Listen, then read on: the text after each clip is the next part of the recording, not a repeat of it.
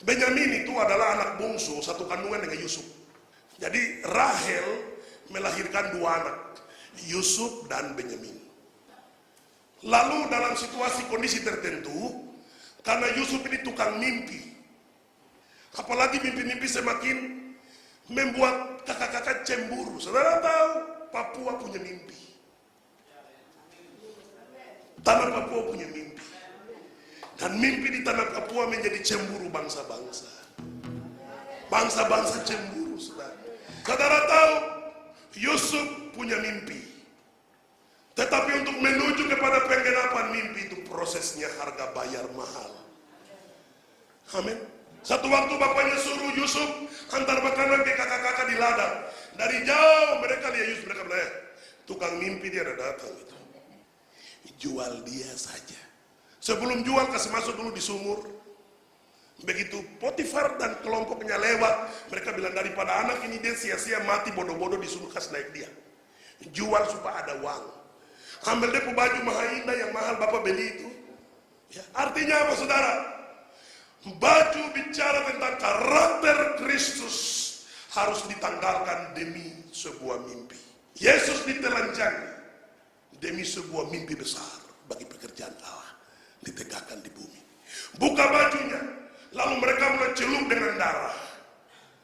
Lalu mereka pulang, mereka bilang kepada Yakub, "Bapak, ini baju siapa ini?" Yakub dilihat baik-baik, dia bilang, "Yusuf baju tadi saya ada titip makanan, dia pakai baju ini. Dia ada ke situ pakai baju ini." Mereka bilang, "Iya baju ini juga yang kita ada ketemu di jalan ini, kena darah ini, berarti binatang buas makan dia apa?" Amin. Mimpi seolah-olah hilang karena dibuat oleh sekelompok orang tertentu. Lalu apa yang terjadi saudara? Dalam cerita selanjutnya, bagi Yakub, Yusuf sudah hilang. Tapi perjalanan Yusuf masih lanjut sampai ke penjara karena menolak perbuatan maksiat terhadap istri Potifar. Dia harus masuk penjara. Perhatikan, tukang mimpi akhirnya berubah di dalam penjara menjadi penterjemah mimpi. Amin. Hari ini kita datang, kita mimpi, punya mimpi. Tapi ketika kita dimuridkan, kita akan terjemahkan mimpi orang lain. Orang akan datang bertanya jalan Tuhan, rencana Tuhan. Begitu dua orang tukang mimpi. Satu tukang juru minum raja, satu tukang juru roti raja. Roti bilang begini, "Kawan, saya mimpi. Saya bawa roti di bak. Di atas kepala saya terus burung-burung gagak datang habis roti." Terus yang juru minum bilang begini, "Saya mimpi saya kembali lagi melayani raja dengan memberikan anggur." Lalu Yusuf bilang begini, "Saya jawab, tapi jangan kamu marah boleh, jangan kamu kecewa boleh, harus jujur, jangan kamu sakit hati." Lalu yang satu bilang, "Tidak, bicara saja." Yusuf bilang begini, 3 hari lagi kau yang juru anggur ini kau akan bebas dan kau kembali dimuliakan Tuhan. Yang juru roti kau akan bebas, tapi kau akan dieksekusi mati dan kau akan digantung, burung gagak akan makan kepalamu habis." Terbukti, hari yang mereka mau bebas, Yusuf pegang juru minum, dia bilang begini, "Kawan, kalau kau sampai di sana, jangan kau lupa saya. Kau cerita satu persoalan ini." Amin. Persoalan Papua ini banyak orang sudah mati dengan Papua ini. Karena pandangan kita terhadap Papua keliru.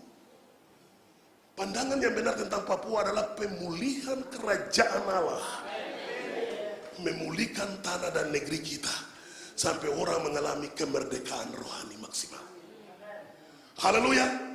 Lalu dia sampai di sana. Saudara perhatikan, karena ada tukang mimpi dan penterjemah mimpi, Tuhan kasih mimpi Firaun.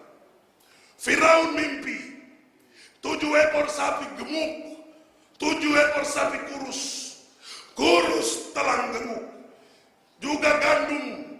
Lalu Firaun bangun malam-malam dan stres, panggil semua penafsir mimpi. Haleluya. Tolong jawab, jabarkan. Tidak bisa. Ketika mereka tidak bisa jabarkan mimpi itu, juru minum ini orang yang tahu raja stres dan tidak, karena dekat sekali. Datang-datang minuman masih full. Raja kenapa belum minum? Pikiran. Lalu dia bilang begini, dia ingat Yusuf. Amin. Kesukaran, kesulitan, tantangan. Papua begitu serius dengan Tuhan. Bangsa-bangsa akan ingat rencana Allah. Akan ingat hanya rencana Allah satu-satunya solusi bagi perdamaian dunia ini. Dia ingat Yusuf. Lalu dia bilang, Raja, kemarin saya keluar dan teman juru minum itu karena kami mimpi. Lalu ada satu orang di dalam penjara terjemahkan mimpi. Namanya Yusuf. Dia pengawal, pernah dia jadi orang yang urus Potifar punya keluarga, tapi dia dimasukkan karena kasus tertentu. Raja malam itu juga bilang, kasih keluar manusia itu datang. Tidak perlu mau hitam kaki riting terserah, kasih keluar. Kemerdekaan rohani harus terjadi dari pihak Tuhan bagi kita di negeri ini secara rohani. Lalu Yusuf datang. Raja begitu menerjemahkan mimpi. Yusuf bilang, 7 tahun kelimpahan, 7 tahun kelaparan. Raja bilang, hari ini juga aku melantik. Lalu dia dilantik, saudara. Yusuf dilantik. Orang mulai datang, kelaparan semakin kuat. Negeri-negeri yang ada semakin lapar. Sampai kelaparan pun rasakan oleh Yakub. Ruben lapar, Simon lapar, Lewi lapar, Yehuda lapar, Isakar lapar, Sebulon lapar, Dan lapar, Gad lapar, semua rasa lapar. Saudara tahu, hari ini kau dilengkapi dengan makanan rohani. Sementara di bangsa lain, peperangan. Orang semakin eksekusi di mana-mana. Siapkan 7 tahun kelimpahan, karena kau akan menjadi jawaban bagi bangsa-bangsa. Ruben lapar, Simon lapar, Lewi lapar, Yehuda lapar, semua lapar. Yusuf mengatur perbendaharaan makan minum raja, perbendaharaan makan minum Mesir. Dia atur semua. Tuhan menyimpan Freeport demi kemuliaan Allah.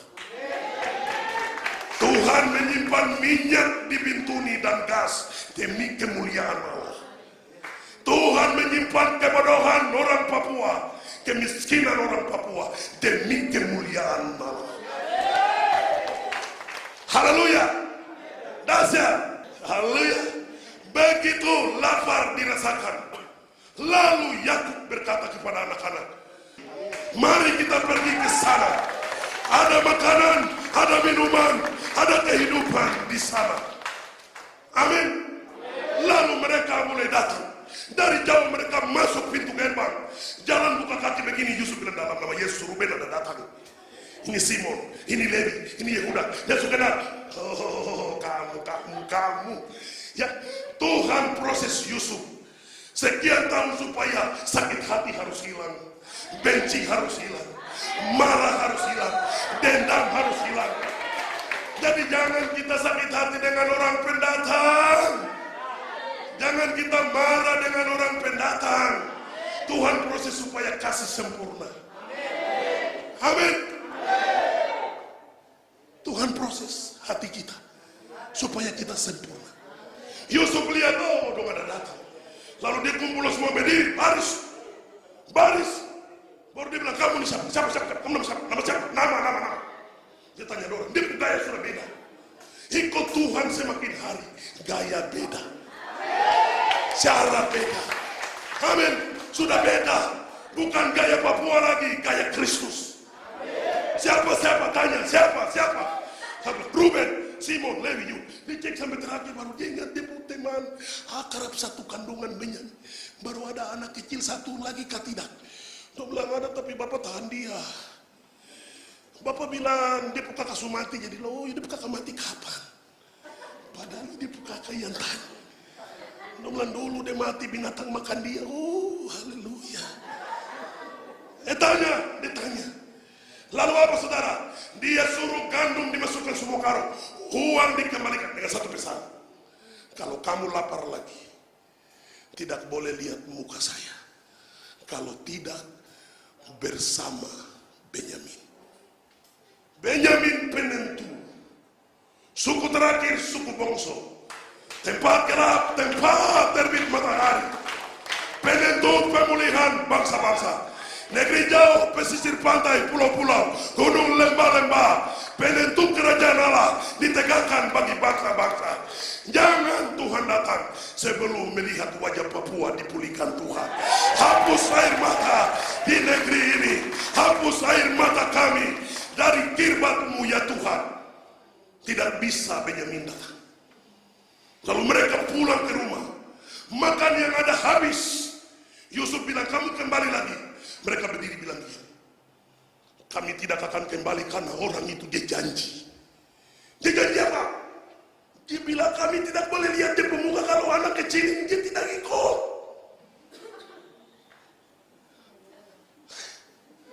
Amin.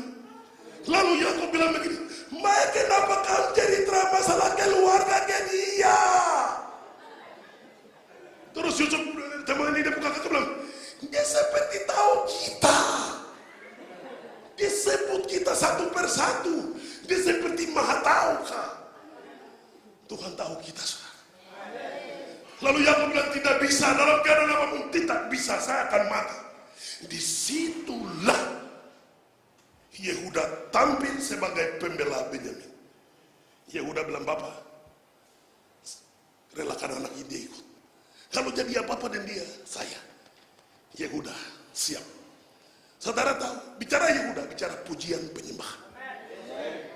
Pujian penyembahan mengawal kerajaan Allah, mengawal gereja Tuhan, melindungi pekerjaan roh. Yehuda bilang, saya jadi harga, dibayar.